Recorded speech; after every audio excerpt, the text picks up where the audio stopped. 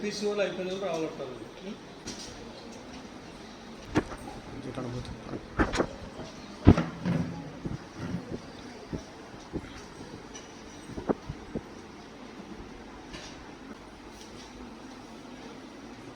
సార్లకు మేడంకు physics chemistry అందరూ కూడా నమస్కారాలు.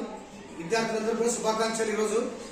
కాబట్టి మీరంతా కూడా ఈయన రాధాకృష్ణనే కాదు, మన భారతదేశంలో చాలా వరకు శాస్త్రవేత్తలు చాలా మంది ఉన్నారు. పూర్వము గణిత శాస్త్రవేత్తలు చాలా మంది ఉన్నారు, ఆధునిక శాస్త్రవేత్తలు చాలా ఉన్నారు.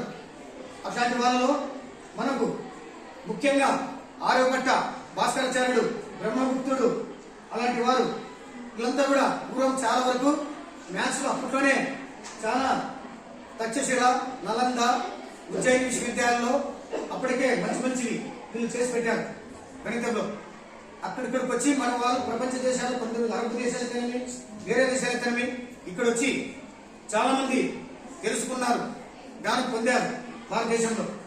తర్వాత ఆధునిక భారతదేశంలో కూడా శ్రీనివాస రామానుజులే కాకుండా శకుంతలాదేవి, తర్వాత లక్కో శంకరాయ శర్మ, తర్వాత మోక్షిగూడ విశ్వేశ్వరయ్య, ఇంకా చాలా మంది ఇంజనీర్లు ఉన్నారు. వీళ్ళంతా లెక్కల్లో అభివృద్ధి చెందిన వాళ్ళే, లెక్కలను చాలా అభివృద్ధి చేసిన వాళ్ళే.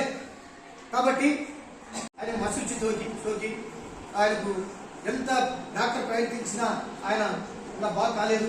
కాబట్టి మనకు 1920 ఏప్రిల్ 26న ఆయన పరమపదించాడు కదా.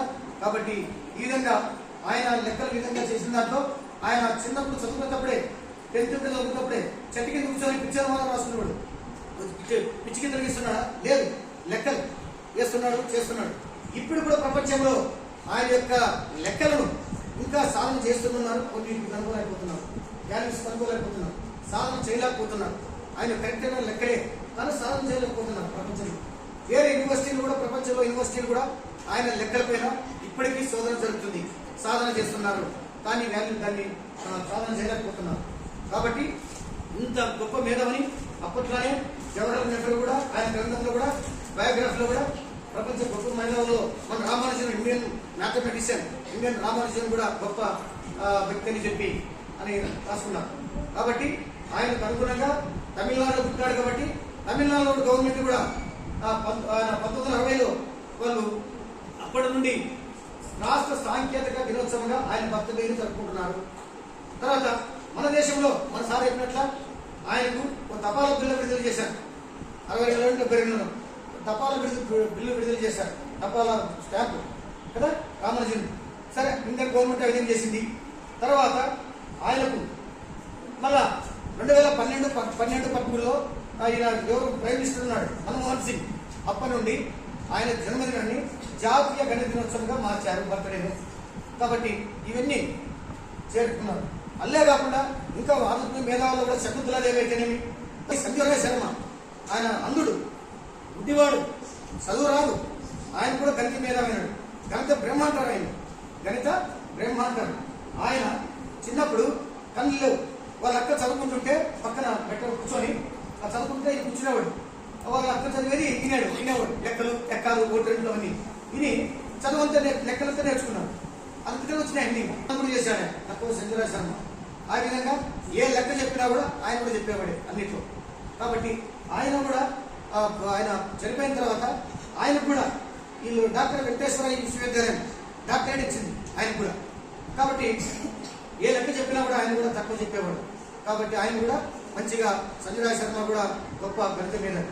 తర్వాత శకుంతలాదేవి, హ్యూమన్ కంప్యూటర్ శకుంతలాదేవి, ఆమె నుండి కంప్యూటర్ కంటే ఎక్కువ స్పీడ్ చెప్తున్నాడు. గోపాలి అమెరికాలో ఒక కంప్యూటర్తోనే పోటీ పెట్టాడు లెక్కలో. మనం లెక్కించి 201 అంక ఇచ్చి 23తో చేయమన్నాడు.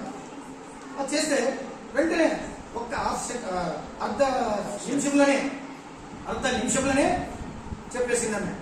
ఆ విధంగా ఆమె కూడా చిన్నప్పుడు 3వ తరగతి నుంచే, 3 ఏళ్ళ నుంచే వాళ్ళ నాన్న దగ్గర ప్యాకెట్ ఆడుతూ, చిన్నప్పుడు ఆడుతూ లెక్కల్లో కూడా ఆమె గెలిచేది, ప్రతిసారి గెలిచేది ఆమె. అంటే అంత లెక్క అవి సంఖ్యలు కూడా గుర్తుపెట్టుకునేదంట ఆమె. 6 ఏళ్ల కల్లా గణితం మీద అవధానం ఇచ్చిందామె అక్కడ పోయి. తర్వాత మిగతా విశ్వవిద్యాలయాలు, తర్వాత చాలా విశ్వవిద్యాలయాలు కూడా ఆమె ఇచ్చింది. లాస్ట్ అమెరికా, మిగతా దేశాల్లో కూడా ఆమె దాని మీద గణితం మీద అవగాహన, తర్వాత ఏ లెక్కలని చెప్పే విధంగా చేసింది.